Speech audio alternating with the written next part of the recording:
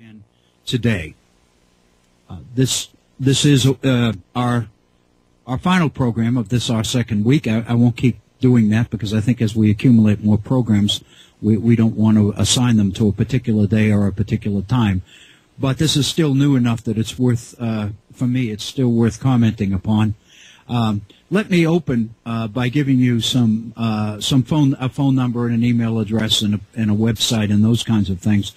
And I'm going to try today, if I can remember to do so, to periodically mention these same things again. I don't want to interrupt the flow of discussion, conversation, what we happen to be doing at the time. But on the other hand, I want everybody out there to know that your input and your response to this program is the reason that we're here at all. So in a sense, if there's a way to expedite or make easier your connection with us, with this program, and with me specifically, I want to make sure that I provide that. So I'm going to try to remember periodically to update phone numbers and email addresses and that kind of thing.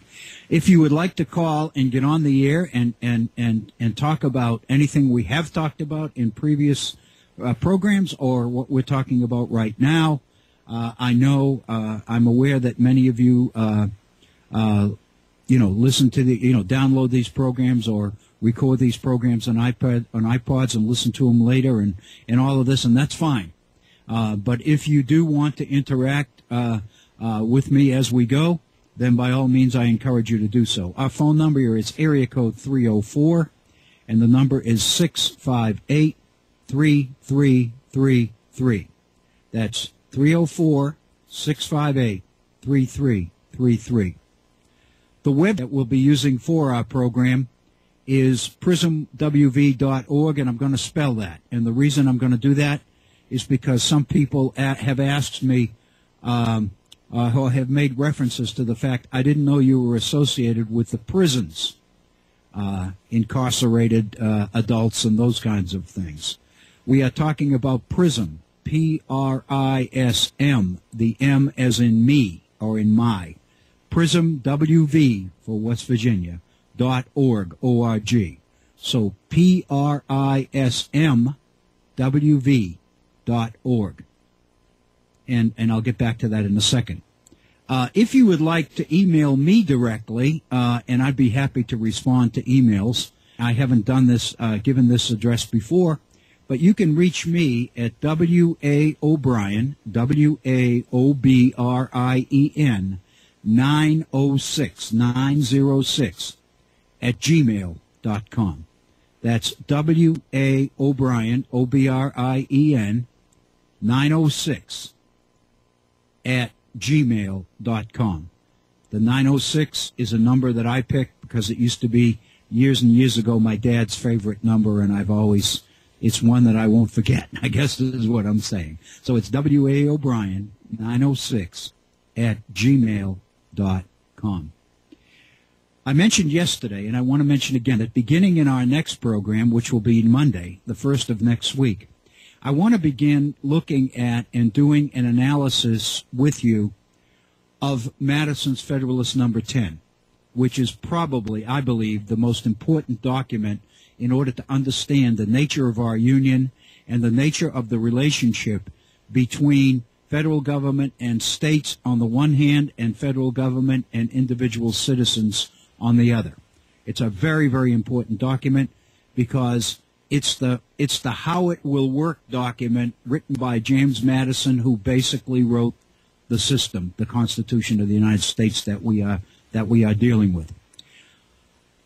This weekend, we're going to upload the Federalist Number 10 on prismwv.org website.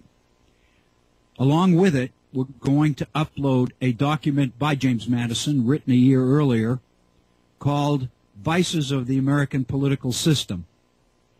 And in that Vices document, Madison is going to lay out what he sees are the major problems of the Confederation which need fixing.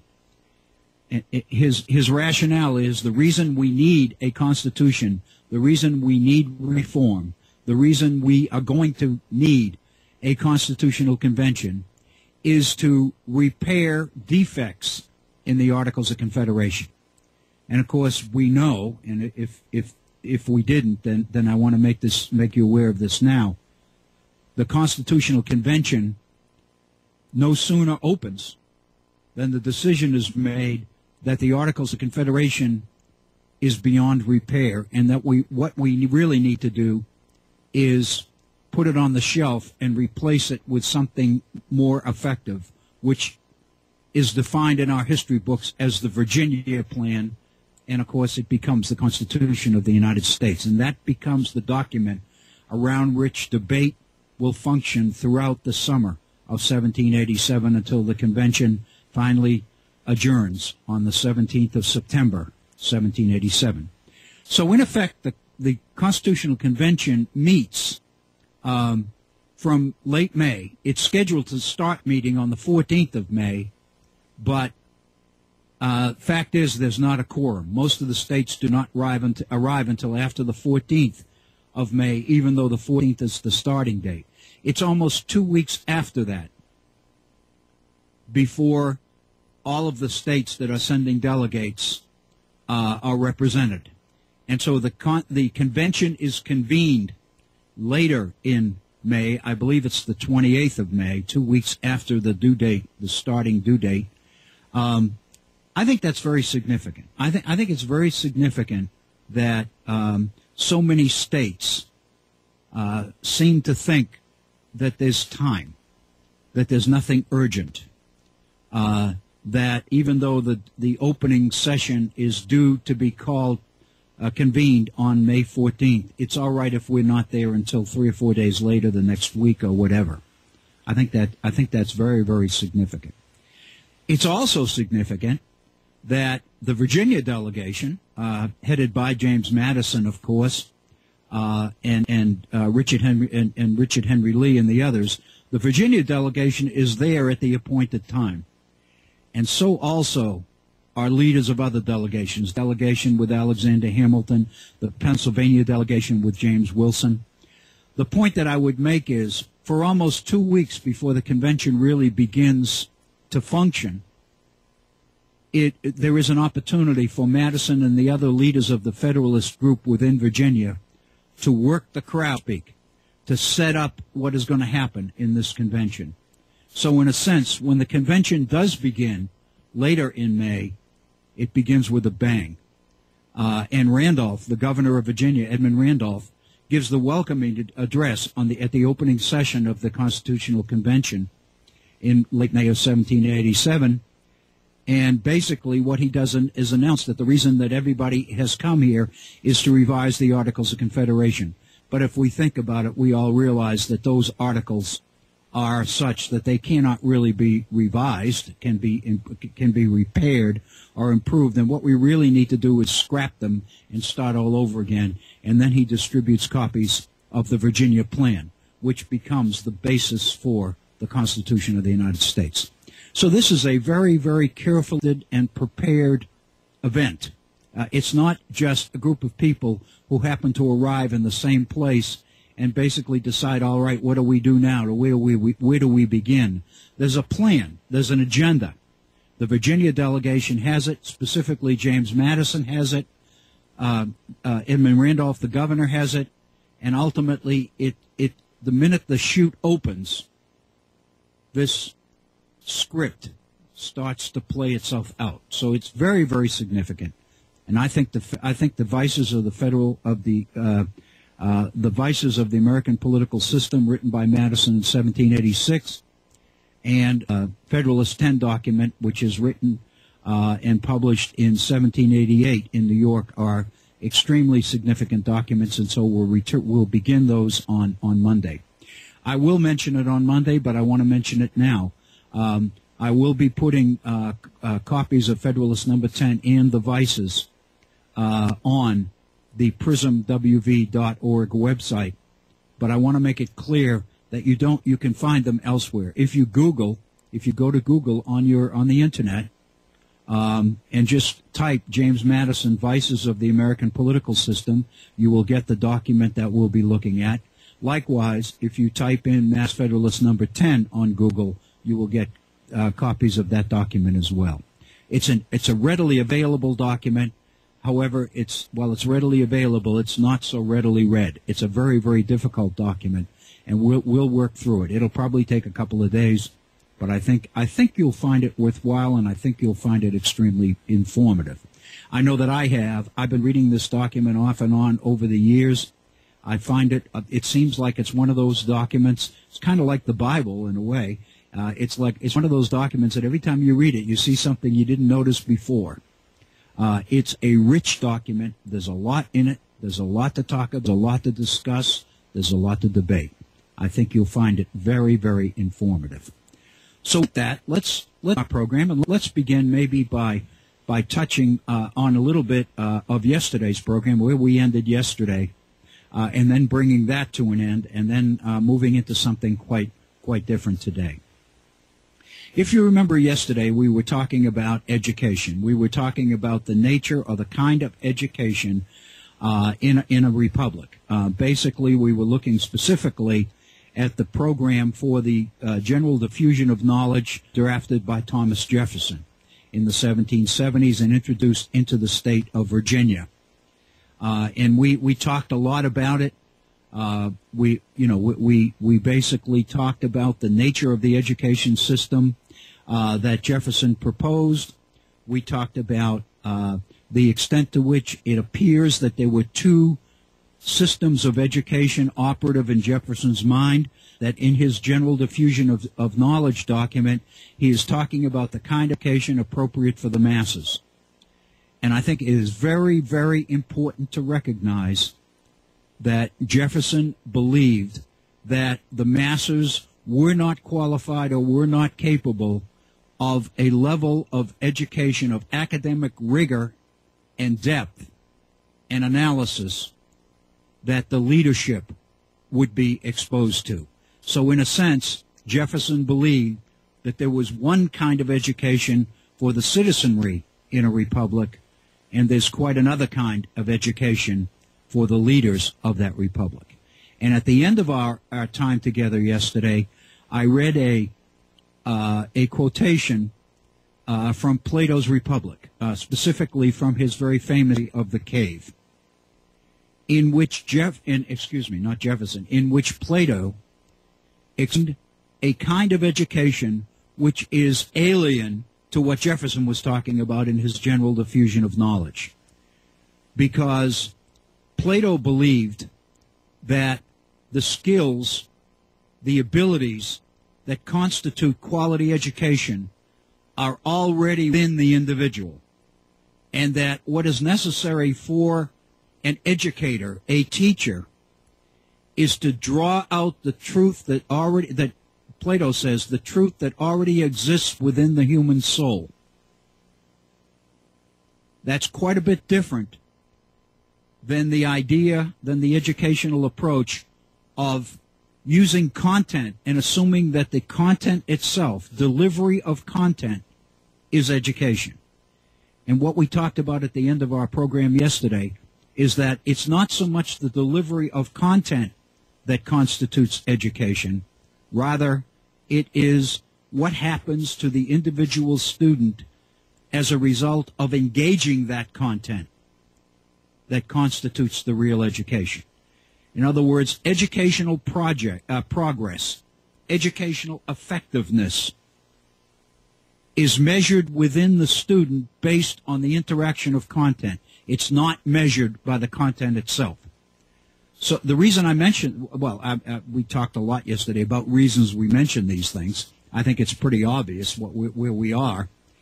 But one additional thing that has occurred to me that I think it's obvious is that in our fetish today, in our overwhelming concern for educational progress and improvement, we constantly look at test scores, and we're constantly looking for increase in standardized test scores, which would indicate that our educational system is working better and better and better than it ever has before. And the point I would make is that most of that measurement is focused around student performance on standardized tests rather than the the growth and development that happens within the individual student. In other words, one of the things that the text experts, the numbers crunchers, tell us all the time in today's society is that while performance on standardized tests will improve with every administration, in other words, students are encouraged, take the college boards 2 or 3 times, you can increase your score, but not substantially. You're not going to go from a weak score to a strong score, because the general impression is that the way the standardized tests are structured and organized, they present content that is generally expected, a student is generally expected to become familiar with over the years, over the entire span of his or her education.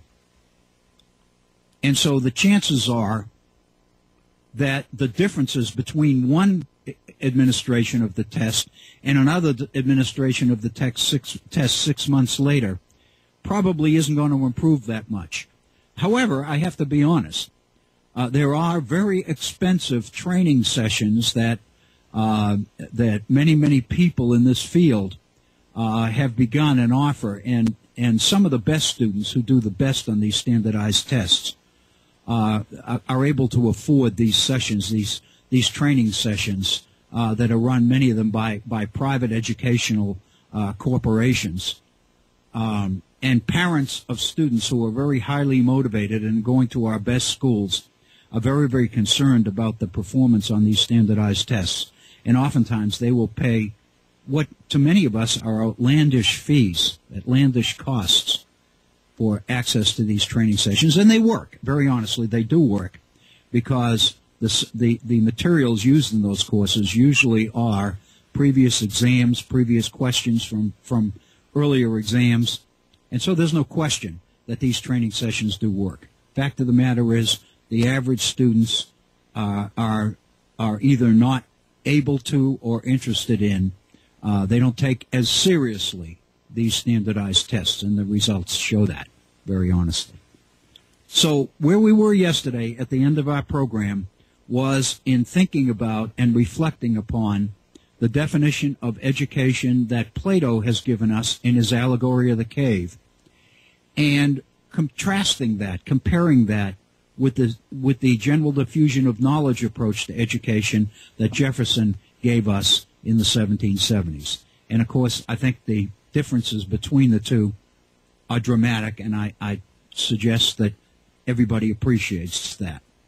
And so, in a sense, my formula for reform, if I were to have one, would suggest that what we have to begin doing in order to really reform education, in order to really improve student performance, in order to really make education a viable opportunity for all students, is to begin to expose all students to the kinds of skill development and the kinds of skill demands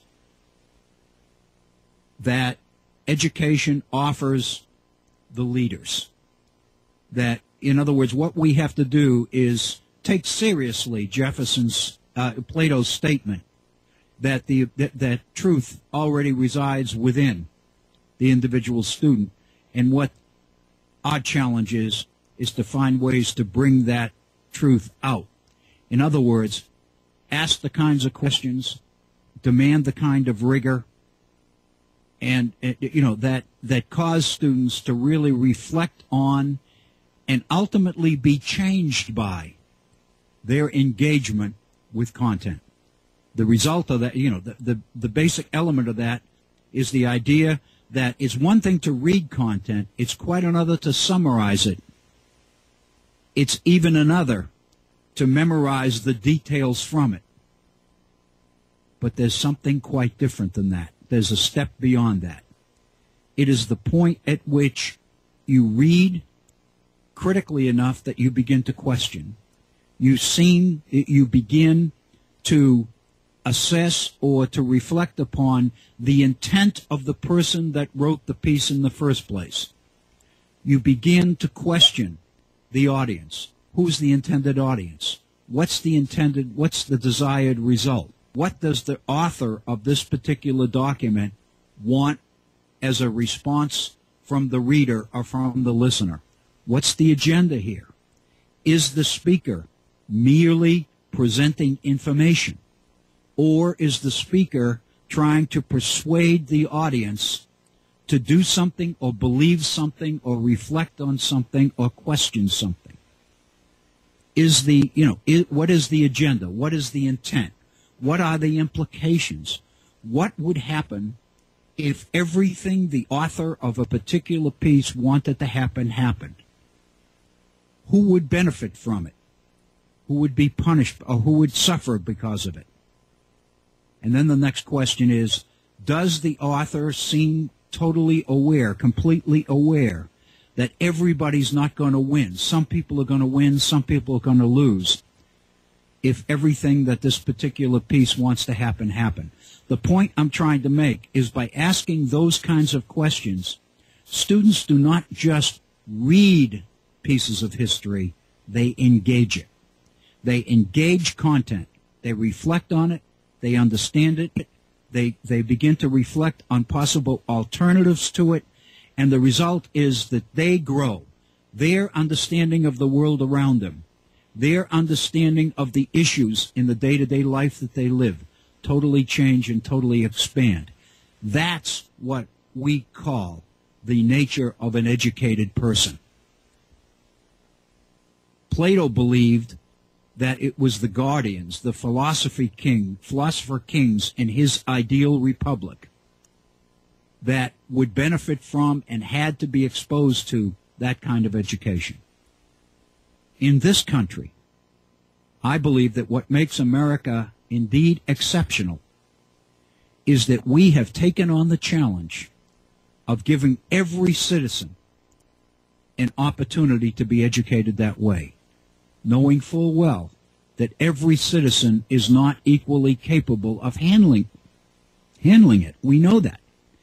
But if that's the route to success, if that's what society demands of its leaders, of those people who are going to rise to the top in our society, in terms of becoming corporate executives and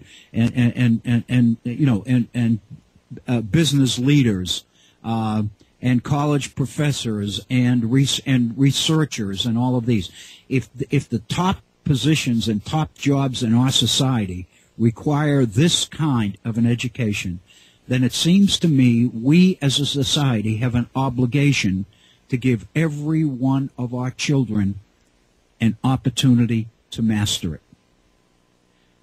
Sometimes, in a way, I'm being facetious when I say this. Sometimes I say this to students in classes I teach, but I really believe it. I believe that there's a way to do this. As I tell students, in many, many ways, quality education is kind of a game. There are rules of that game. There's a way to play it. I believe that if everybody knows how to play it, many people who have experienced nothing but failure in our education system can become successful. I think we're seeing that in some of the things that are happening in our society today. One of the major educational reform initiatives that we are dealing with in America right now is the so-called Khan Academy, K-A-H-N, which is based in California. And Sal Khan has created what effectively shows promise of becoming an educational revolution in America. What he's basically doing is using technology, using the internet, using videos, YouTube videos, to present the content, and giving students, all students, access to content that they can go take home. They can look at it over and over again. In other words, students don't just sit there and witness one lecture. They have the lecture as their own property, whether it's on a YouTube that they get on the internet or a disc or a CD or whatever. They take the presentation of content home and they master it. If they don't understand it the first time, they listen to it again. They listen to it a third time. They contact friends, classmates, and say, can we meet and listen to this together and see if we can figure it out? So by the time the student comes to class and reassembles with all the other students in that class, hopefully he or she has been able to master or at least understand better than they ever understood before what the particular lesson is about. The whole nature, the whole definition of the role of teacher changes from teacher ceasing to be the sage on stage that delivers a lecture. The teacher becomes a coach. The teacher becomes a real teacher. The teacher is able to focus time, to devote time to the students who are still having trouble.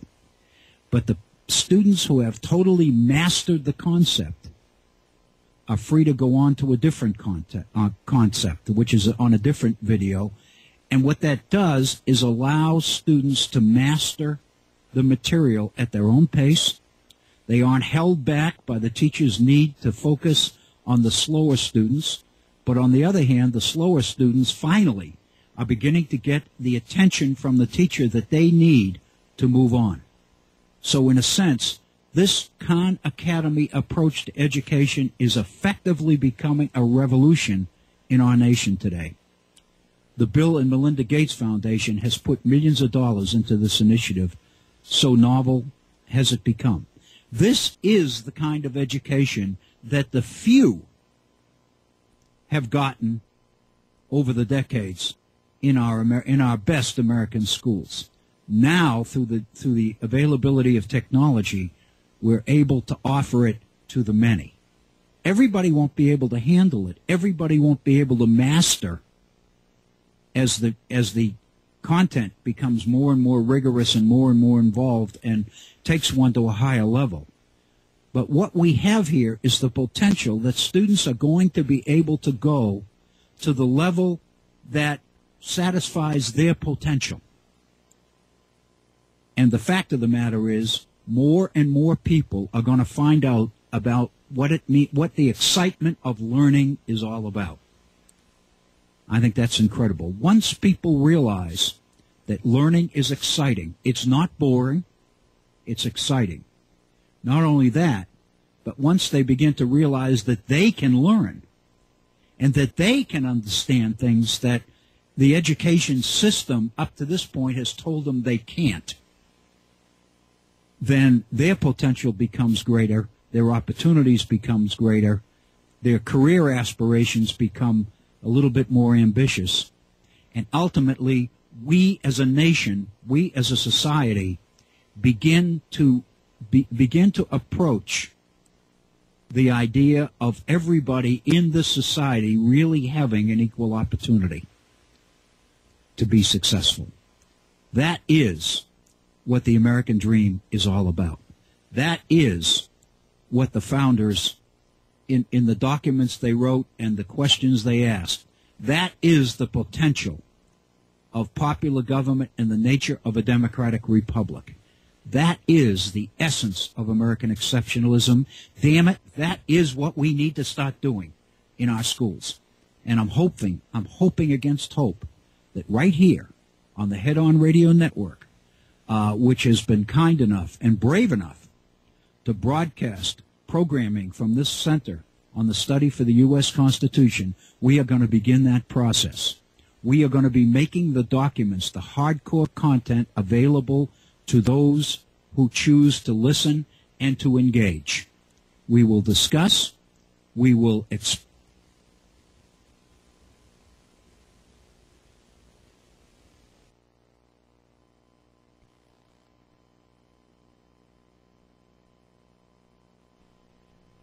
hopefully, we will begin to convince people that they can learn, they can understand, and they can move beyond the limits that society has tried to place upon them. Remember, the founders came from a society which was highly structured.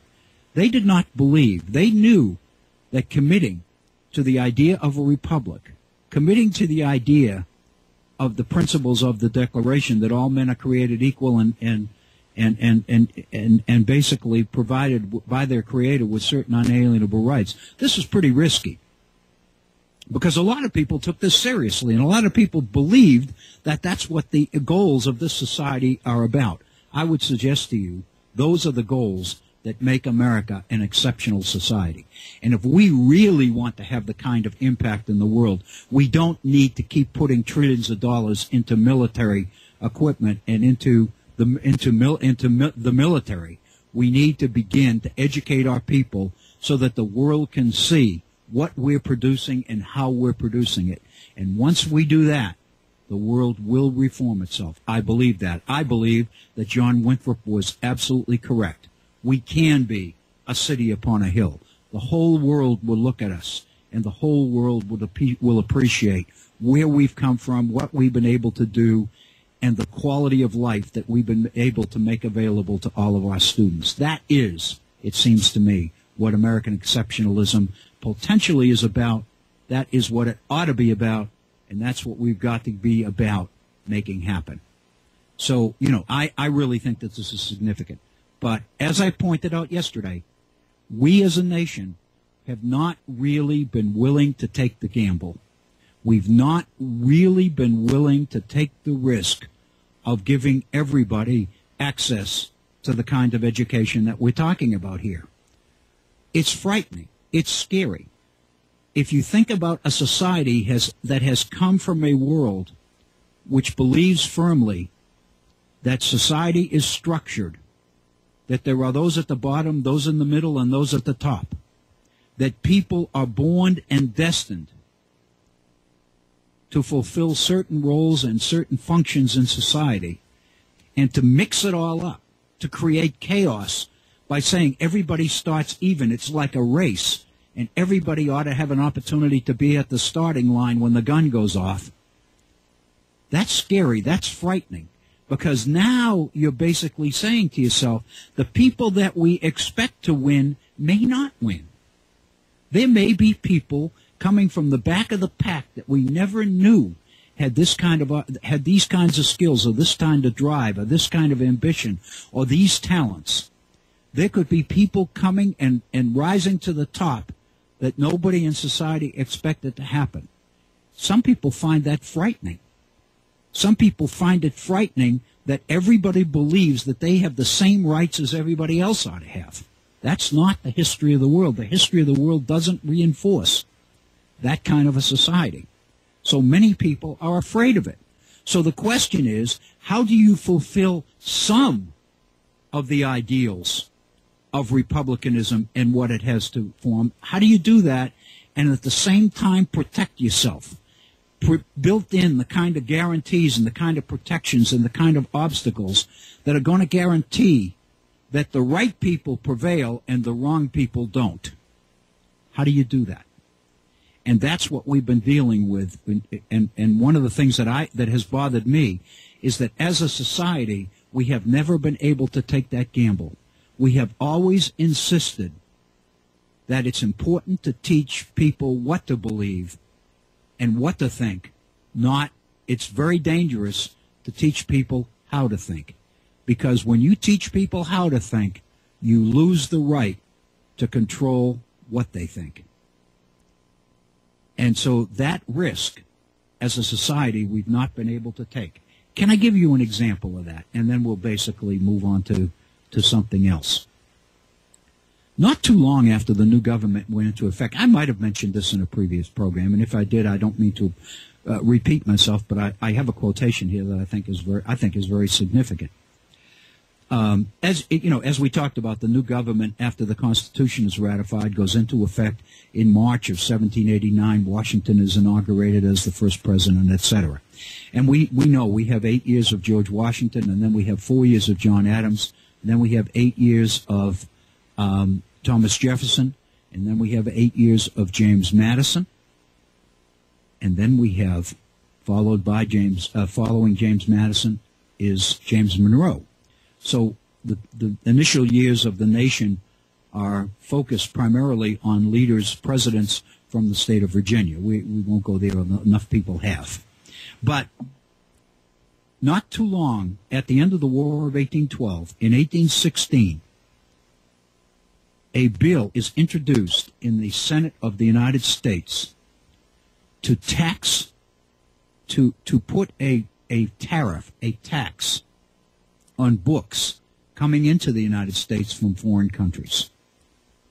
And of course, as we know, you can do a lot of things politically with the power to tax. If you tax enough, if you tax heavily enough, you make it likely that consumers will not buy because the tax is added on to the price of the product. And if you tax heavily, then what you do is raise the price of the product so high that people won't buy it. If that happens to be your objective, in other words, if you are intentionally taxing at a high rate in order to drive the price of the product up so people won't buy it, then your goals are not economic, they are political.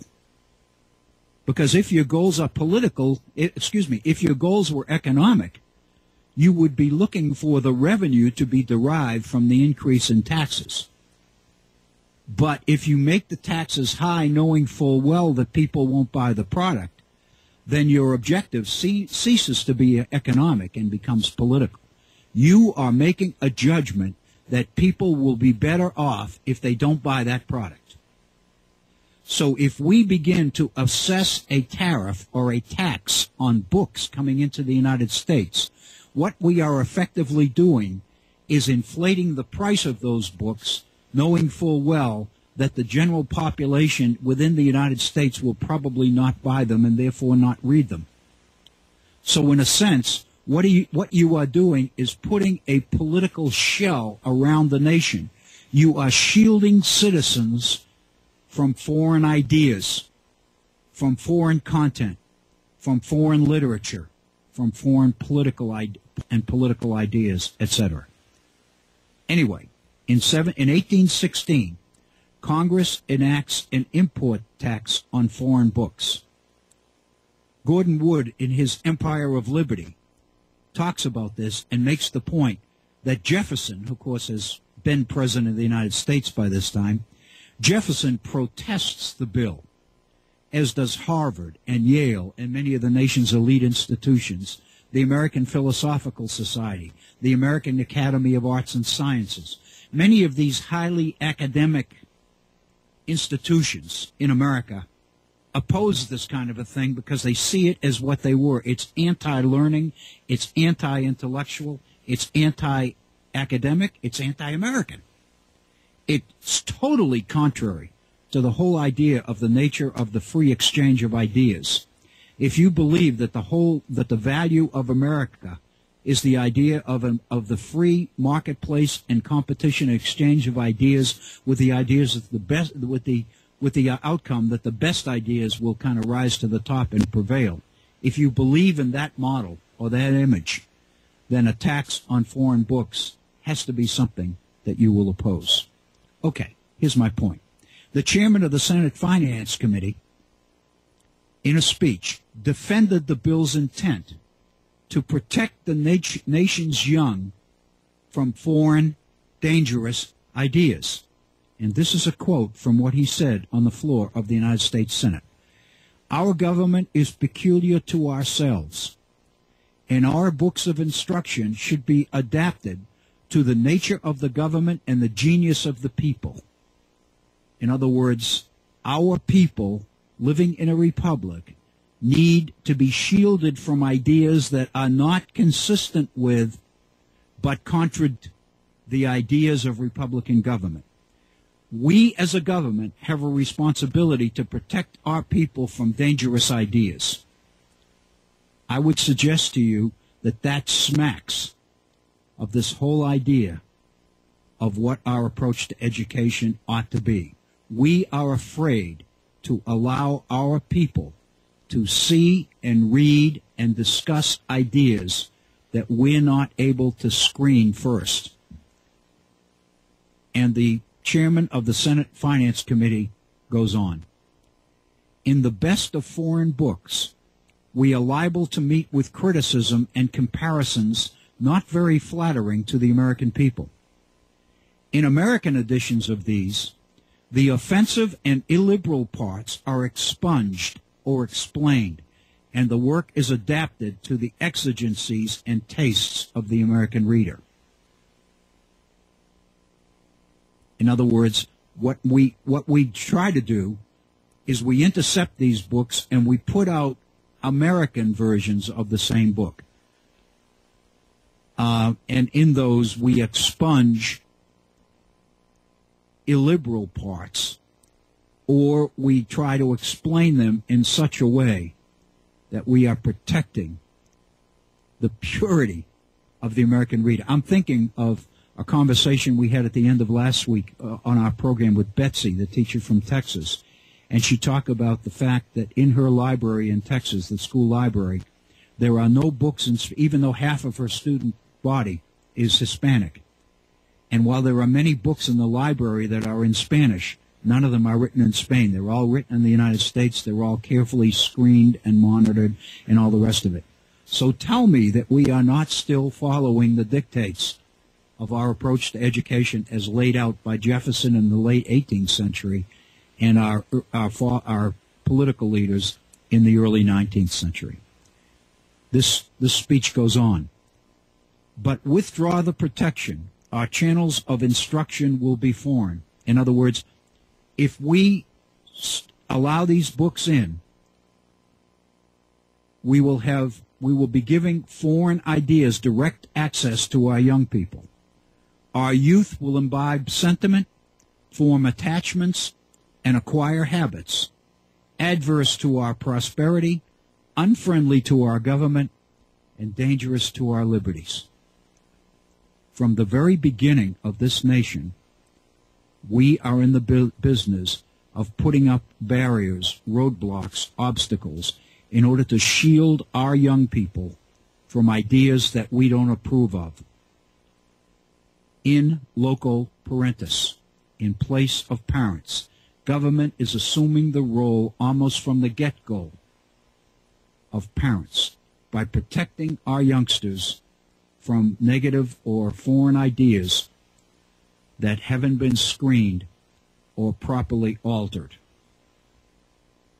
I think this is very significant, and it seems to me, smacks of something that one of our more prominent founders, Benjamin Rush, wrote during the Confederation period in 1786, which I've made reference to more than once before, called The Mode of Education Proper in a Republic. Thoughts upon the Mode of Education Proper in a Republic. And in it, Rush talks about the fact that what our schools have to be about is the production of Republican machines. That's his term. He says our students must be taught that this is a quote, that there can be no durable liberty except in a republic, and that without this there can be no virtue. Without virtue there can be no liberty, and liberty is the object in life of all republican governments. So in a sense, the only way that you can protect liberty, which is the object and the life of republican governments, is to do everything you can to create virtue. And the way you create virtue is to basically monitor and script the ideas that we present to students under the heading of educational opportunity. So when Rush talks about creating little Republican machines, he's not giving us an exercise in idle banter. He's saying something that is very, very significant. Here's something else that Benjamin Rush talks about in this document. It kind of reinforces the approach to education that Jefferson has given us a decade before. And Rush says, our schools of learning, by producing one general uniform system of education, will render the mass of the people more homogeneous and thereby fit them more easily for uniform and peaceable government. That's a sentence that's worth repeating. our schools of learning, by producing one general uniform system of education, will render the mass of the people more homogeneous and thereby fit them more easily for uniform and peaceable government. The purpose of universal education in a republic is the security and safety of the society, not the academic growth, the intellectual growth of the individual student. In effect, you might say, I won't go this far, but you can say it, that our schools from the very beginning were never about developing the capabilities of students. They were always about fitting students into the priorities of the society at large, making the republic happen, and educating students in such a way that they would become functioning, virtuous citizens in the republic that we have created. And, of course, we talked earlier last week about the nature of that republic and how it differed from some of the things that people wanted when they talked about Republican government. And if you read Benjamin Rush, whereas Jefferson believed that the first 3 years of universal education ought to focus primarily on history, for reasons that we talked about yesterday, Rush believes that the curriculum in the general education that the masses receive for education proper in a republic ought to be based principally on religion. If you read Rush's document, he is not trying to create Christians. He's not proselytizing for religious reasons. His purpose is to produce citizens who are governable, who become easy, willing citizens and are easily governed. He says, I would rather have the religion of Muhammad or Confucius inculcated upon our students than allow them to grow up devoid of some system of religious principles. And then he goes on to say, as long as the religion has a heaven as a reward for good behavior and a hell for the reward for bad behavior, as long as young people know that they're rewarded for doing what's right and penalized for doing what's wrong, then any religion will work. But then, Rush says, of all the religions available, I believe, as he says, that Christianity, the religion of Jesus Christ, is the religion which will best produce citizens, proper citizens in a republic. And I want to read the paragraph from Rush's document that makes that point. He says, it is foreign to my purpose to hint at the arguments which establish the truth of the Christian revelation. When he says it's foreign to my purpose about this, what he's basically saying is my job is not to create Christians. That's not what I'm doing. I'm not converting anybody. My only business, he says, is to declare that all its doctrines, Christianity's, and precepts are calculated to promote the happiness of society and the safety and well-being of civil government.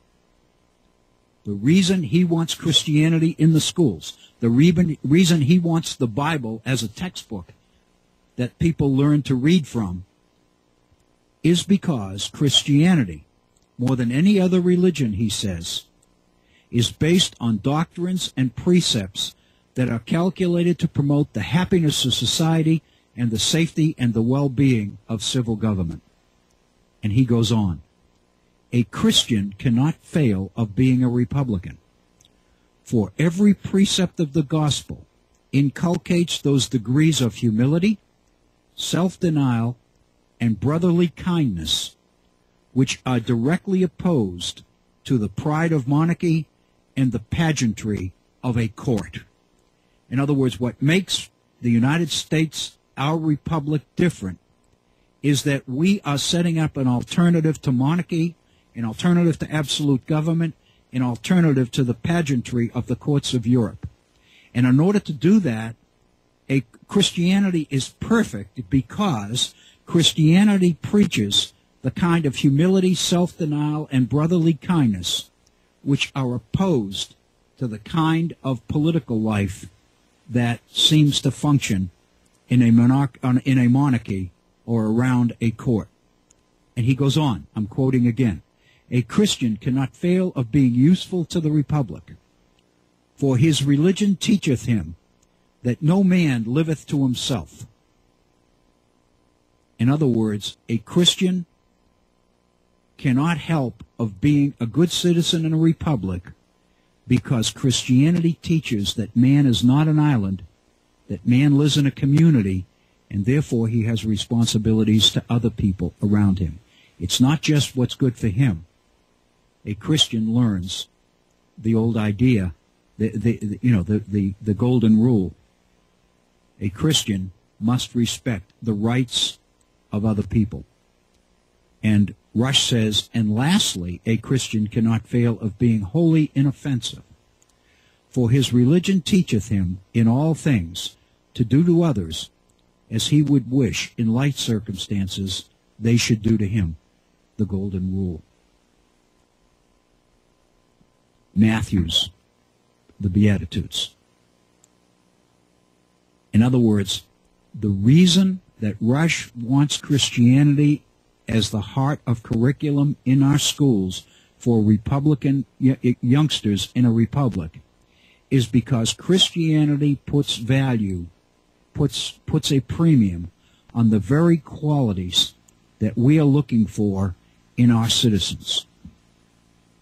Docility, humility, self-denial, brotherly kindness, respect for others, do unto others as you would have them do unto you, charity toward your fellow man, all the kind of things that make for the nature of a republic, the ingredients of what we call virtue,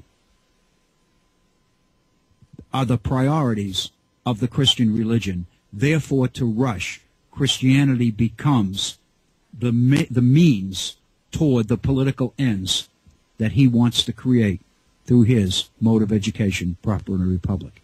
It's kind of putting wheels under Jefferson's approach to education.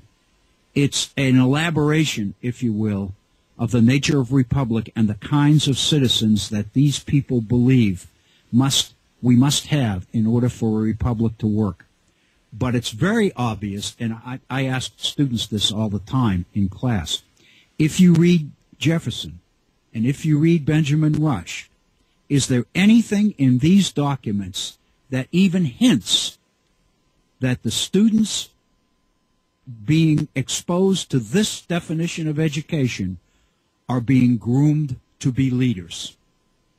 I would suggest to you this is an approach to education that is designed to produce followers, not leaders. The leaders are being educated elsewhere in a different way.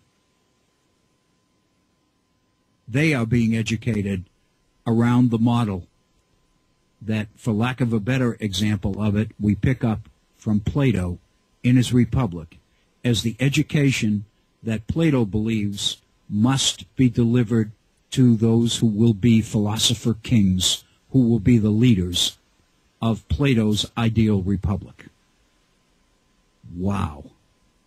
When you think about all of this together, what a fantastic, fascinating situation we have.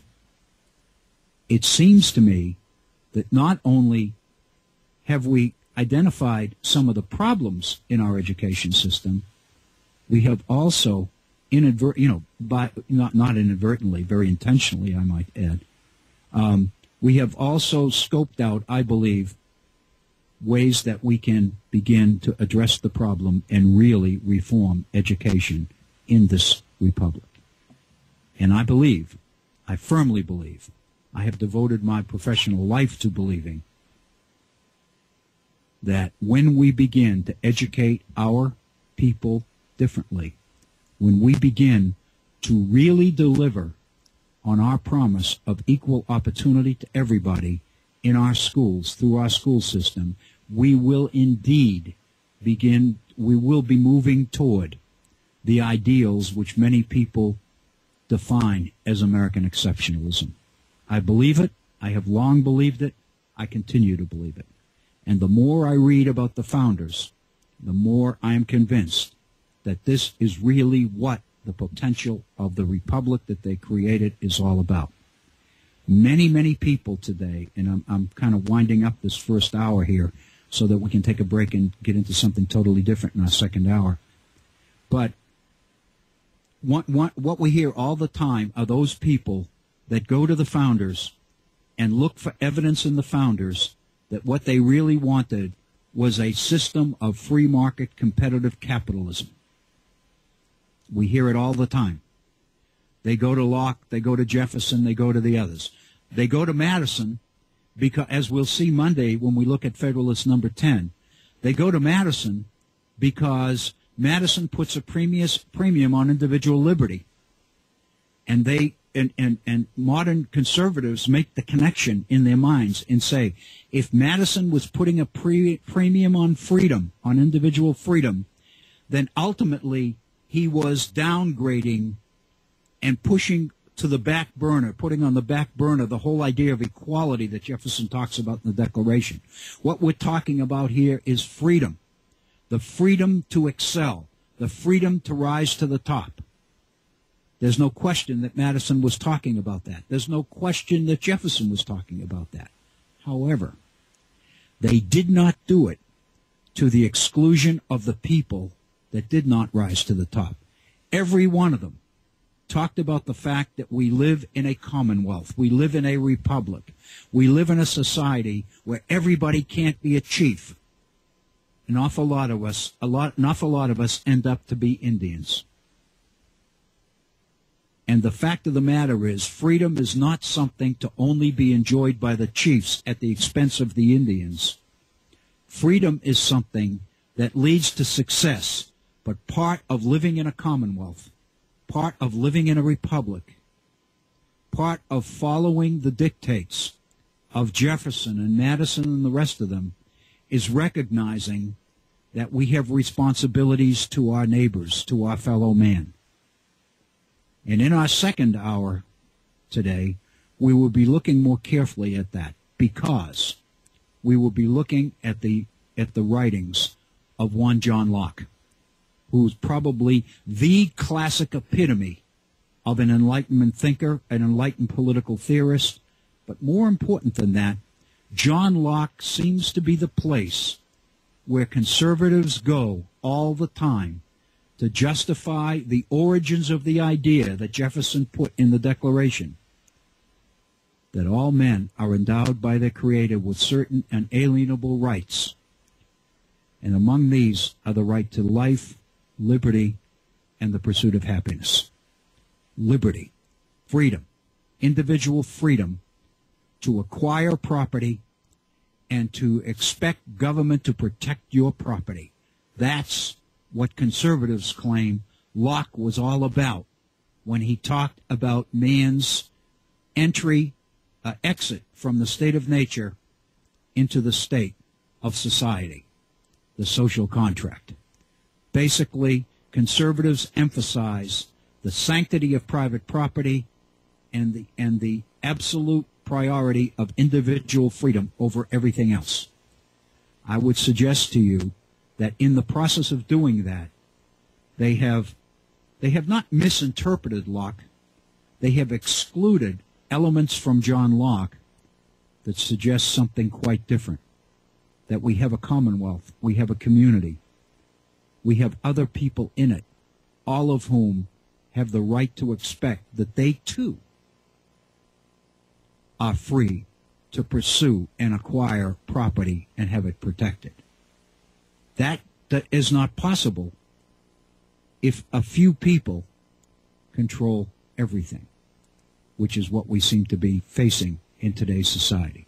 So with that, let's break for 4 or 5 minutes and take a break, and we'll be right back for our second hour. This is Bill O'Brien. Please stay with us. We have another hour to go. We now return to the Virtual Center for the Study of the U.S. Constitution. Here is your host.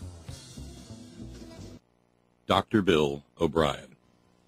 Thank you, Bob, and thank you for listening today, for being with us today. Let me again, I said I was going to do this, and I didn't. I got carried away with the material, and I've done that all my life. I don't think it's a negative, very honestly, but it sometimes means that I don't do the things that I plan to do at the front end. And one of them, as I mentioned, was that I was regularly going to be giving you phone numbers and email addresses and websites and those kinds of things. So let me do that. Let me do that now.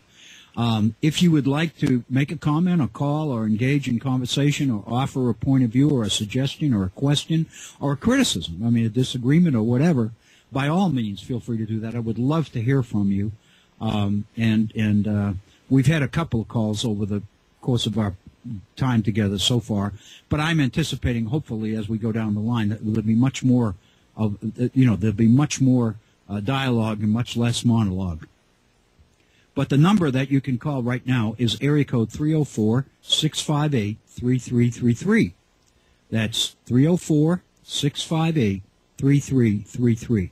That'll get you into the studio, and we'll get you right on the air.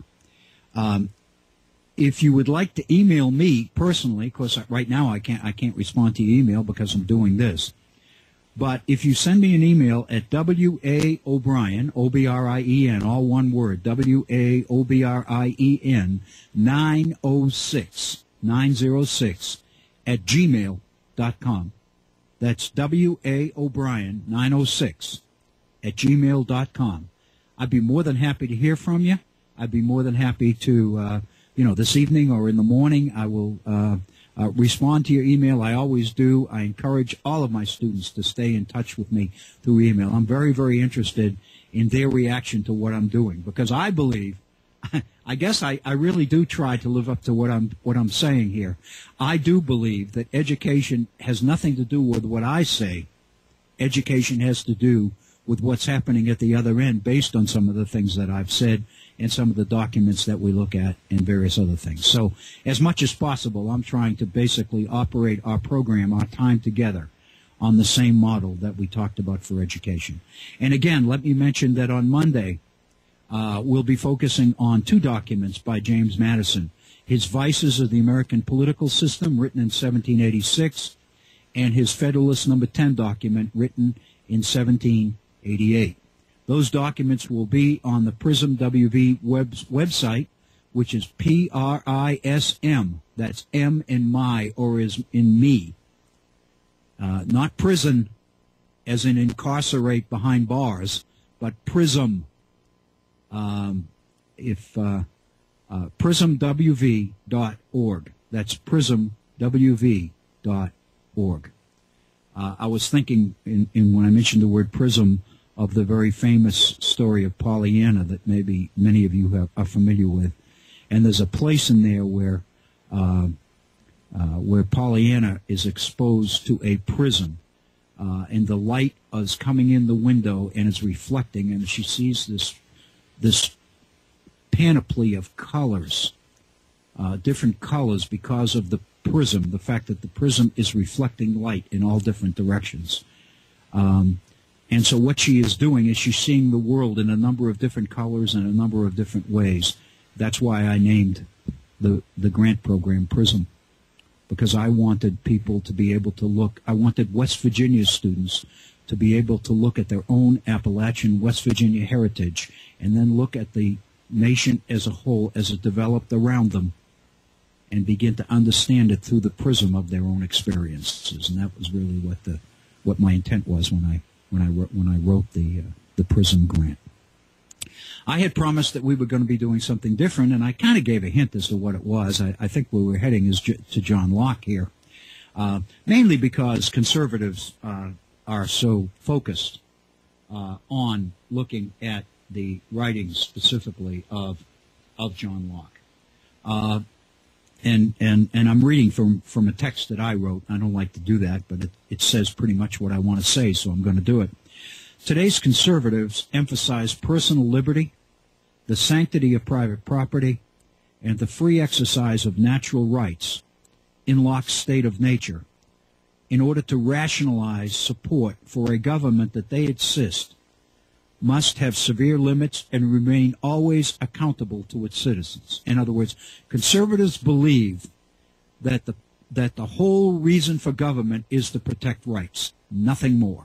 And again, that's true. It's how you define that we'll get into.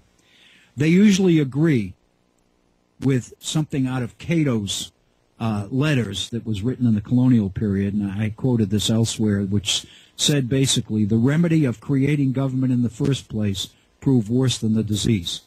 Conservatives believe that requiring government at all is unfortunate. As Madison said in Federalist number 51, if men were angels, we wouldn't need government at all. So they would prefer that men were angels, but they readily admit that they're not. Therefore, we have to have government, we have to have rules, we have to have somebody to enforce the rules, et cetera, et cetera. That's why we need government. So basically, to conservatives, government is a necessary evil, not a positive, not anything good for citizens, but a necessary evil to restrain the freedom of citizens. Liberals, ironically, also can go to Locke, but many of them don't because they don't know what we're going to cover. They don't really know what's in Locke because conservatives have such a bully pulpit in order to tell us what Locke says about individual liberty, private property, and the limitations on the powers of government, that we find it unnecessary to go to Locke because they're telling us what's in there. But, oh, that's not only what's in there. There's a lot more in Locke than they're telling us. Liberals can go to the same document, the Second Treatise on Civil Government, written by John Locke in 1689, and they can focus on the reasons Locke explains, Locke gives us, for why man left the state of nature in the first place. Why the social contract is proof that human rights and freedom demand a government that is strong and a government that works to create, that requires citizens who are virtuous and who are willing to put the best interests of community ahead of their own self-interest. The founders believed that republic, going all the way back to the Roman Republic, the founders believed that a republic required a virtuous citizenry. Benjamin Rush and Jefferson both are laying out an educational system, a formula that they believe will ensure us the kind of virtuous citizenry that would be necessary for a republic to work. However, the nature of the citizenry they're talking about is one which is docile and obedient and non-aggressive and non-competitive and compliant and all the rest of it. So, in a sense, they had a very particular definition of virtue in mind. I believe, and I think all of us would agree, that when we talk about virtue, we're talking about a little bit more than is evident in Jefferson's plan for education or in Benjamin Rush's presentation either. Let me turn to John Locke. And let me tell you that if you read John Locke's Second Treatise on Civil Government, it's very long and it's very heavy. It's philosophy. It's political philosophy. And what I'm looking at right now, today, what I'm asking you to think about are excerpts from chapter 23 of Locke's treatise, Second Treatise on Civil Government. So this is one part of the 23rd chapter of a whole book that John Locke wrote on the nature of government, the origin of man, and the origins of government, the nature of man, etc. But this is the part that focuses on the issues that we're focusing on, namely the nature of the republic. Locke is talking about the state of nature, what it was like in the state of nature. And if you remember yesterday, we're talking about Locke and Hobbes and comparing the two. And I don't want to go back over that again. But Locke believed that the state of nature was not a real place, but was an imaginary place that man would live in before man left it to enter into an organized, structured society. In other words, if one could imagine a time, a place, where man was totally free to do whatever he wanted to do, what would it be like? And you remember yesterday I made the point that the only time you can really get into this, if you just sit in your own little room with the door closed and a beer and nothing else, and you think about it. So maybe because it's only 5 in the evening, and of course the old song, it's 5 o'clock somewhere, so maybe some of you are popping a beer right now, I don't know. But anyway, let's listen to Locke specifically, and then let's basically deal with what the man says. In talking about the state of nature, Locke says, "But though this be a state of liberty, yet it is not a state of license." Let's stop there for a second. Though the state of nature be a state of liberty, it is not a state of license. While people are free, their freedom does not go to the point that they have the right to do anything they want. So while they have freedom, it is kind of limited. And now he's going to go on and explain those limitations.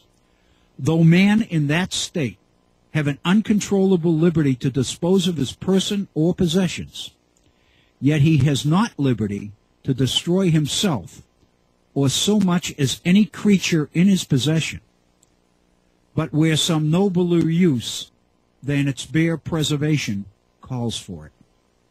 Man is free, but he is not free. He does not have the right to dispose of his own person. In other words, suicide is not a right.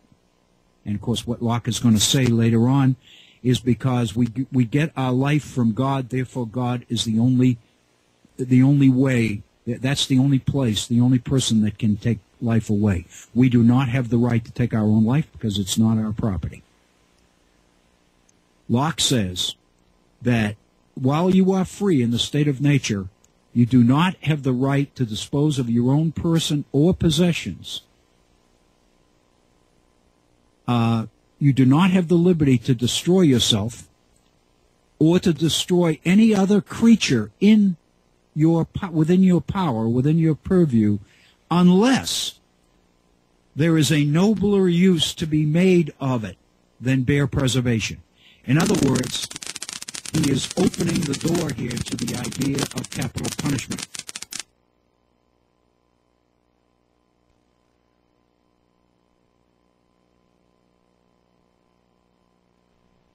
It may be necessary to take a life, but the only circumstances under which taking any life is acceptable is when a nobler use is to be gained. A nobler purpose is to be gained by taking the life than by preserving it. So he is justifying here, under very, very limited circumstances, the idea of capital punishment. And he goes on. The state of nature has a law of nature to govern it, which obliges everyone, and reason, which is that law, teaches all mankind who will but consult it, that being all equal and independent, no one ought to harm another in his life, health, liberty, or possessions. So again, man in the state of nature is free. He has liberty. But that liberty is not licensed. It doesn't give you the right to take your own life, and it doesn't give you the right to take any other life either, unless the purpose to be gained is more noble .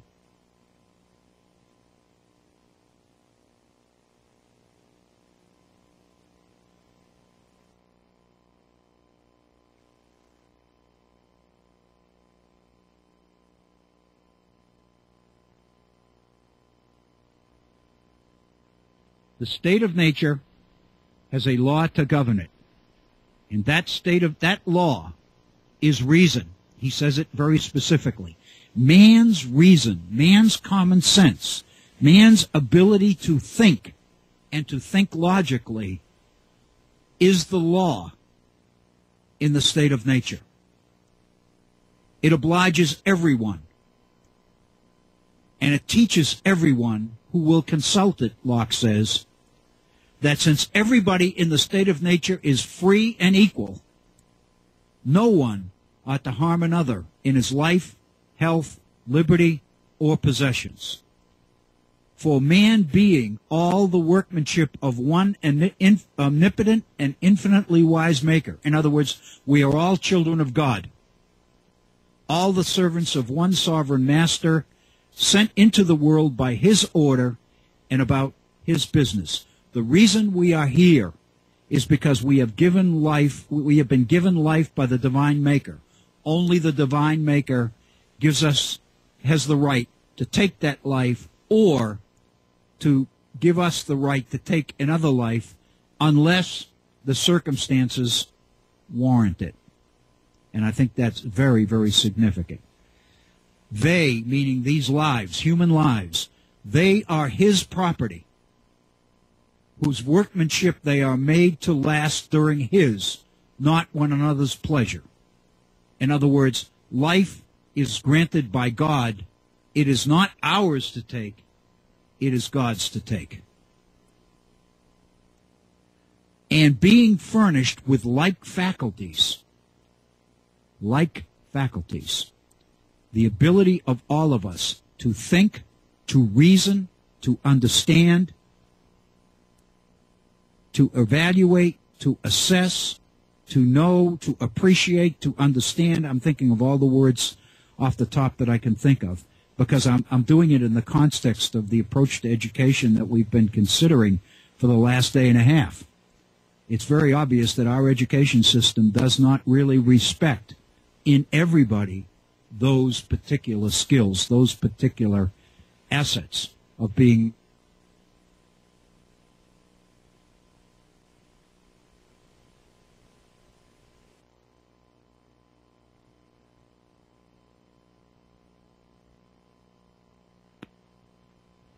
John Locke says that these lives are God's property, and those lives are made to last during his pleasure, not ours, not anybody else's. And being furnished with like faculties, the fact that we can all think, we can all reason, that means we are all vulnerable and susceptible to the law of nature. We all know what it is because it's reason, and we all can reason.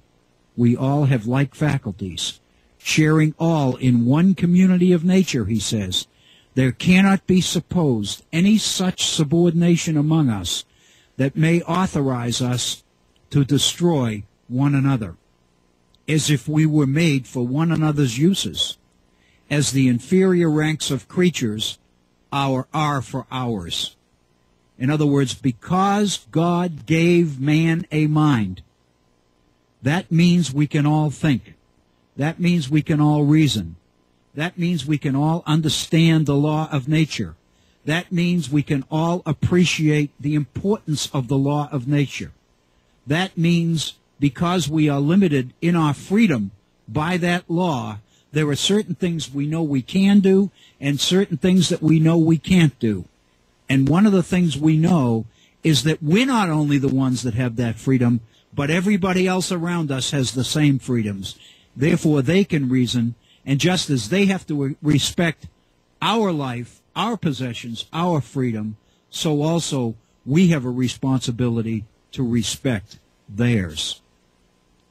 Everyone, as he is bound to preserve himself, Locke says, and not to quit his station willfully, so by the like reason, when his own preservation comes not in competition, ought he, as much as he can, to preserve the rest of mankind, and not, unless it be to do justice on an offender, take away or impair the life, or what tends to be the preservation of the life, the liberty, health, limb, or goods of another. That is a key sentence in Locke. when your own preservation is not in jeopardy, or as Locke says, when your own preservation comes not in competition, when it's not about preserving your own life, protecting yourself, then every one of us, as much as he can, ought to preserve the rest of mankind, and not, unless it be to do justice to an offender, take away or impair the life or what tends to be the preservation of the life, property, health, limb, or goods of another. In other words, what Locke is emphasizing here is the law of nature's responsibility for all of us to look out for each other. Once we've got what we need,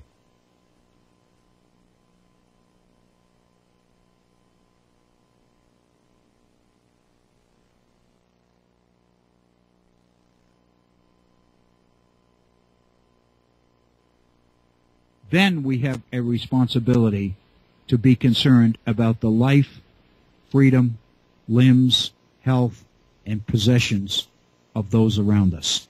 In other words, Locke is emphasizing the community responsibilities that are part of the law of nature.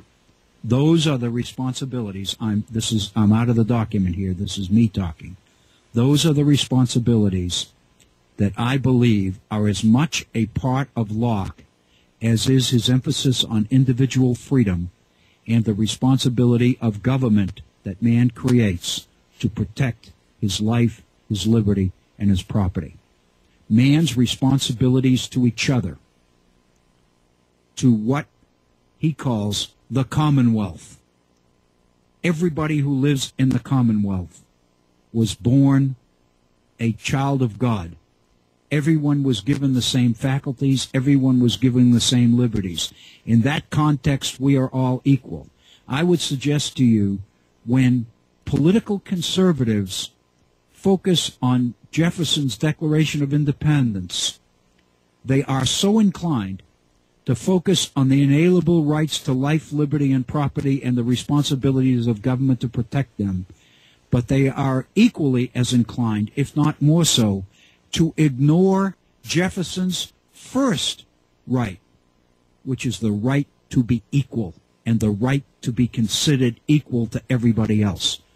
Jefferson says that these truths are self-evident, that we are endowed by the Creator with certain unalienable rights. And among these are the fact that we were created as equals. We have a right to equality. And that is an important part of John Locke, as it is, as is his emphasis on individual freedom and private property. And then Locke goes on and says, and that all men may be restrained from invading others' rights and from doing hurt to one another, and the law of nature be observed, which willeth the peace and preservation of all mankind. And what Locke is going into here, what he's talking about, is the social contract. What would, and this is me, I'm interpreting Locke rather than reading all of this. What would cause man to leave the state of nature? If he's free, if reason, the law of nature, protects his property and his life and his possessions, then what circumstances would cause man to voluntarily consent to create government and give it power to protect his rights? Obviously, the answer to that is one of inconvenience. In the state of nature, the only people, the only way that the law of nature can be enforced is by everybody in it. And Locke lays out the responsibilities of people to enforce the law of nature. If you violate the law of nature, you have every expectation that you will be punished for that because you broke the law. Well, obviously, the only people that can enforce the law in the state of nature are the people who are in it. And that becomes very inconvenient. And man's reason, his common sense, would suggest that there probably is a better way. So man reasons that it would be more convenient to create a government and give it the power to protect these rights so we didn't have to bother. And so with government protecting our rights, we could concentrate more on our freedom and our happiness and all the rest of it. And so therefore, man reasons, voluntarily consents to the social contract. And the social contract is the agreement that all men reach to voluntarily leave the state of nature and to move into an organized society that is governed by a government, but a government whose powers are extremely limited to the protection of man's rights, liberty, and property, his life, liberty, and property, as Jefferson says in the Declaration. So to Locke, to this Enlightenment thinker, that is the origin of government. Those are the limitations on it. The reality is that Locke believes that human nature is not all that bad. We talked about Hobbes yesterday and how Hobbes believed you had to have an absolute government, you had to have an absolutely all-powerful sovereign because human nature was so bad. Locke did not believe that. Locke believed that man's nature was good, that because man had reason and because everybody had it, that man would logically conclude, would reason, would understand that if I want my rights protected, I got to be willing to respect the rights and the freedoms of other people as well. And Locke believed that reason, that common sense, would preserve the safety and security and happiness of people in the state of nature. But the fact that man voluntarily consented to leave the state of nature and enter into a society and create government over that society suggests that the protection of the enforcement of the laws of nature, the law of nature, by individuals was not efficient or the way to go. And that creating a government and giving it the power to do that is much more logical and is much more efficient and potentially would be effective. The point that I want to make in our program, in our time together today, is the fact that if you read this carefully, this is chapter 23, an excerpt from chapter 23 of John Locke's essay on civil government. It is very, very realistic. It is important to note that Locke, not for a minute, does John Locke deny the existence of a commonwealth. Not for a minute does Locke suggest that we don't have responsibilities to each other.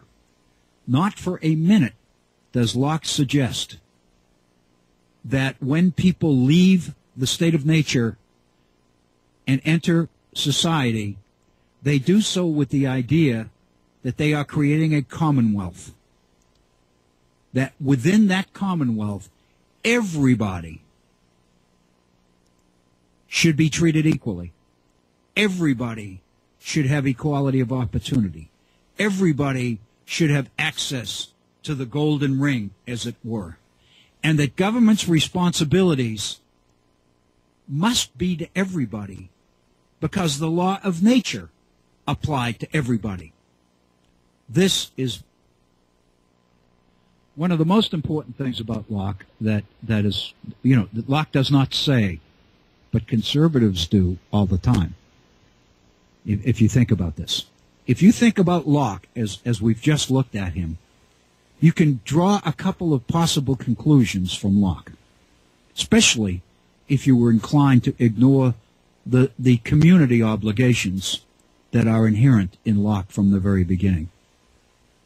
One is that if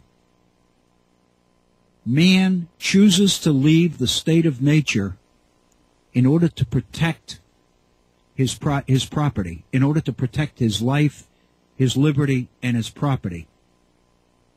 And Locke, in another place in this essay, makes the point that in the use of the term property, he includes life and liberty as well. In other words, he assumes all of these can be looked upon as property. The point I would make is, if man leaves the state of nature, if man creates to create government in order so that his property will be protected, then the implications are that government's number one obligation is to the people with property.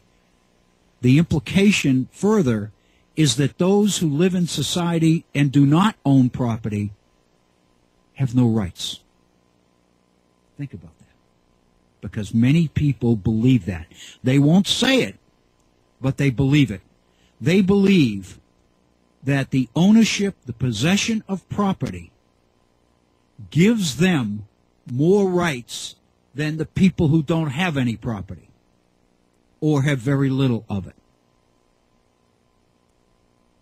They believe that the only right of freedom that people have is the right to acquire property and nothing else. In other words, this is the conservative property-focused approach to John Locke that excludes the idea of community. This is the way that you can push community into the background and pretend that Locke never even mentioned it. Because you can conclude, very logically you can argue, that if man left the state of nature in order to ensure the protection of property, then that means that in society the only people that would have rights at all would be the people with property. The only people that would have the right to limit government are those who own property. And therefore those without property would not have any rights at all. One could logically conclude that. So I think that that is extremely, extremely significant. Let me suggest a couple of other things. Just taking that particular logic one step further. One could also conclude that government's priority, government's principal duty in responding to the consent of the governed is to respond only to the consent of those who have property that might be threatened. In other words, those with property, their consent carries more weight than the consent of those without property. That's kind of a continuation of the first point. And a third conclusion that we could reach from Locke is that except for foreign aggression, except for the invasion of others and threats to your life, liberty, and property that might come from foreign invasion, it's pretty obvious that if you exclude foreign invasion, the only threats to property would come, the most likely threat to property would come from those without property. In other words, one could conclude that the greatest threat to property comes from those who don't have it, the poor. Therefore, the next piece of this logic would suggest that government's number one obligation is to protect the property from those who don't have it. This is the definition of commonwealth that conservatives choose to accept.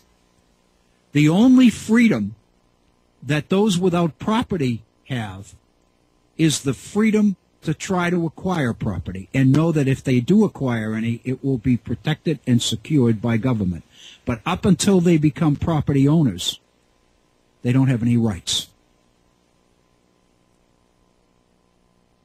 That seems to be a logical conclusion if you interpret John Locke's treatise this way. And a final point, which I think is critical to the whole thing. If you interpret Locke this way,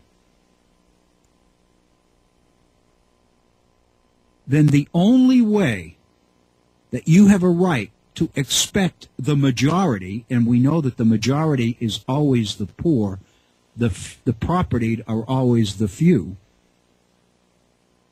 If you interpret Locke this way, then what you can conclude is that the only reason that those without property would consent to be governed is if they believed that they had an equal opportunity to acquire property. If they ever believed for a minute that they didn't have that right, then why would they subscribe to the laws governing the community? Why would they be obedient to government? What's in it for them? In other words, if they were condemned forever to be poor and not to have a shot at success, why should they obey the rules? Why should they go along? Why should they become docile and practice self-denial and practice obedience and all the rest of it? Why should they do that? It stands to reason to me that the only answer to that question is that if you subscribe to the idea that government's number one obligation is to protect property, the sanctity of property as a right, then the only way that you can expect to receive community support is if you are willing to endorse the freedom of individuals without property to acquire it. And if you do that, if you do agree to that, then you are agreeing to certain limitations. You are agreeing that for a few people to monopolize all the property so that there's nothing left for anybody else would jeopardize the very existence of the community itself. It would jeopardize the Commonwealth. The only conclusion you can reach is that management of the Commonwealth by government's responsibility is not only to protect the property from aggression by those who don't have property. Government's responsibility is not only to protect the nation from foreign aggression, which threatens everybody's life, liberty, and property, but government has an equal responsibility to those without property. Government has a responsibility to the community at large. Government has a responsibility to make sure that there is opportunity available to everybody and that it is not owned or monopolized by the few at the expense of the many. Government has an obligation to preserve what some philosophers have referred to as the commons. Government has a responsibility to make sure that there is opportunity available for everybody else. Examples? Why do you think that Jefferson was so excited about the potential of the available to Americans in the Louisiana Purchase? Why do you think that by doubling the size of the continental United States in the Louisiana Purchase, Jefferson believed that he was securing peace and order and security in the Republic for generations to come? Because he was making it possible for there to be enough property, enough opportunity for generations of Americans and immigrants and everything else. In other words, America would become the land of the free because of the opportunities available to those who enjoyed their freedom. Freedom without opportunity is no freedom at all. What good is it? It's worth nothing. So I would suggest to you that inherent in John Locke is government's responsibility not only protect the property of those who own it, but also to protect the commons, the availability and access of property to those who don't yet have it.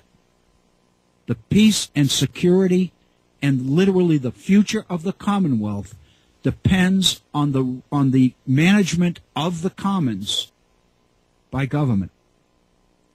I would suggest to you that we are experiencing in modern America, in this day and age, in the year 2013, We are experiencing a situation where those who have browbeaten us into this idea of freedom and property ownership and the sanctity of property and the idea that if you overtax success, you are limiting the freedom and the opportunities that is America. In doing that, we are allowing government to make deals, private deals with entrepreneurs and corporations that are literally putting a price tag on the commons. We are allowing government to stand back and not manage the commons, but rather to make it available to the highest bidder, which are the people with the most property. We are allowing the few to buy up the commons and potentially destroy the freedom and the opportunity of the rest of us. We are allowing government to stand back and allow the few to literally destroy the potential and the future of this republic. And we can no longer put up with it. It is not an accident, for example, that if you look through American history, the number one priority under the Confederation period, in fact, most history books will say the major success of the Confederation government before the Constitution was the organization of the Western Territories, the Northwest Ordinance of 1787, which basically laid out the ground rules for how territories would become, how territories would organize and how they would apply for statehood and how they would enter the Union as states and how their citizens would have the same rights as other citizens. That's considered to be one of the major successes of the Confederation period. One of the major clauses in Article 4 of the Constitution gives the federal government the right to manage and control, to make all needful rules and regulations respecting the properties and territories of the United States. The role of government is to manage the territories, is to manage the commons, is to manage the process whereby private property is acquired and then protected by government. And in order to do it, in order to preserve the future of the republic, government's responsibility is to make sure that the commons is preserved, not sold to the highest bidder, not made a commodity, not basically assigned a price tag. What do we see instead? We are seeing government not only standing back and letting this happen, but actually being compliant in it, to participating in it. We have allowed our coal, our oil, our water, our mountains, our rivers, our streams, literally our air, to be bought and sold as if it were an entrepreneurial commodity on the open market. We are allowing the commons to be destroyed for short-term profit in the interest of the long-term benefit of the republic. We are literally jeopardizing the opportunity and the future of this republic and the citizens who live within it. We are relegating the republic to a commonwealth in which a relatively few control everything and in which the many control less and less and less and less. The numbers are out there, they're everywhere. The media has them, the Washington Post has them, the books by Stiglitz and all the rest of them are laying out exactly what is happening in our society. The fact of the matter is the commons is being dismantled and destroyed, and government is complicit in that. We cannot allow that to continue happening. It is not an accident that key features of our greatest cities, the Boston Commons in Boston, Central Park in New York, Lincoln Park in Chicago, and on and on. The idea that in the organization and creation of our major cities, there is a place reserved for everybody. There is a commons. There is a place where everybody can go. There is a place that everybody owns. Because this is the basis of the opportunity that the security and stability of our society must depend upon. In ancient Rome, the Latin term was res publica, public things, the public things.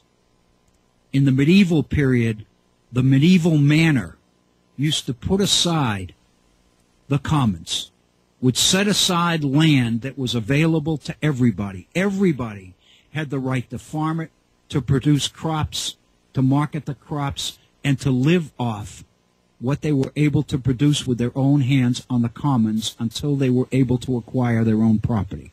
In other words, all the property was not put up for sale, because if you did that, you would destroy the basis of peace and order in society. You would literally obliterate the basis of what we call the Commonwealth.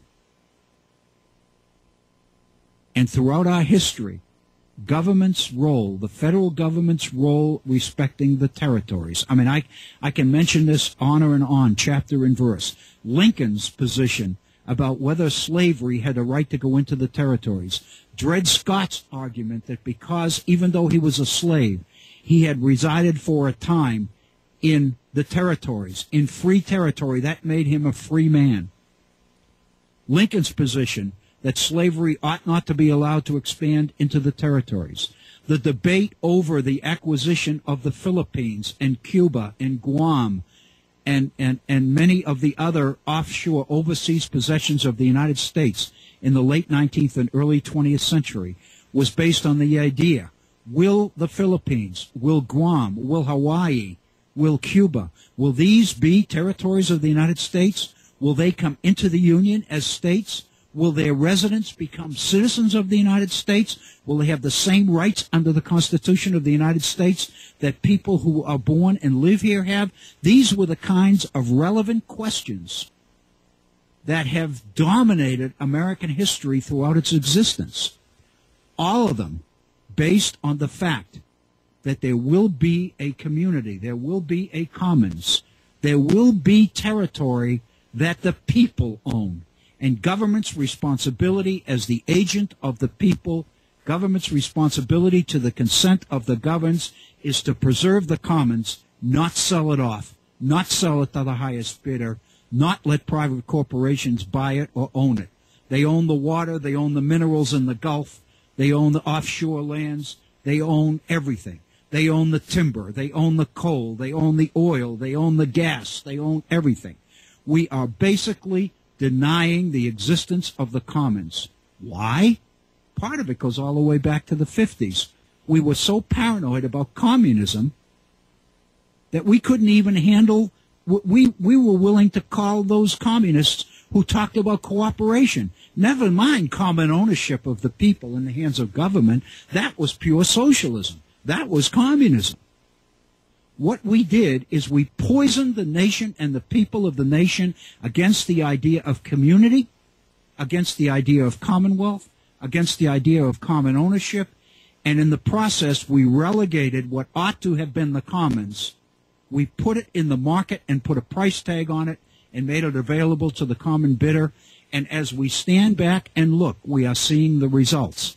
As fewer and fewer people own more and more and more and more of the wealth that is America. And if we don't stop it, we will ultimately destroy the peace and security of the Commonwealth. There will not be a republic.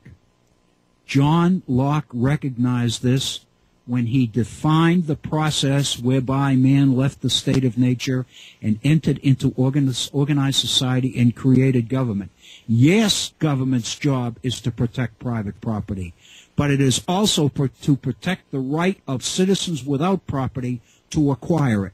Not only that, but individual citizens have a responsibility to each other to help them in that process as well, because we are all children of God. We are all equal, we all have rights, and we are all brothers. We have got to begin to make the reforms that make that happen. When we do, we will reach the potential of what American exceptionalism is all about. We are at 56 minutes after the hour, and I'm going to kind of break it here and let Bob Kincaid set up for the start of his program as well. I want to thank you for an absolutely wonderful, wonderful time together. This week, we're going to, again, we will be posting Madison's documents on the PrismWV.org website, but I encourage you, if you just want to go and Google these yourself, just Google Madison's Federalist Number 10 and Madison's Vices of the American Political System, and we'll be focusing on those in a little bit of detail, kind of like we did with John Locke today. I hope you've enjoyed today's program. I hope it's been worthwhile for you. It sure has been for me. I live this stuff, and I find it absolutely exhilarating that I have the opportunity to share it with other people. Again, my email address, waobrien906@gmail.com. I would love to hear from you. I look forward to hearing from you on the phone in future programs. We can begin to discuss these things. I don't want too much information to be out there before we begin to exchange ideas and opinions back and forth.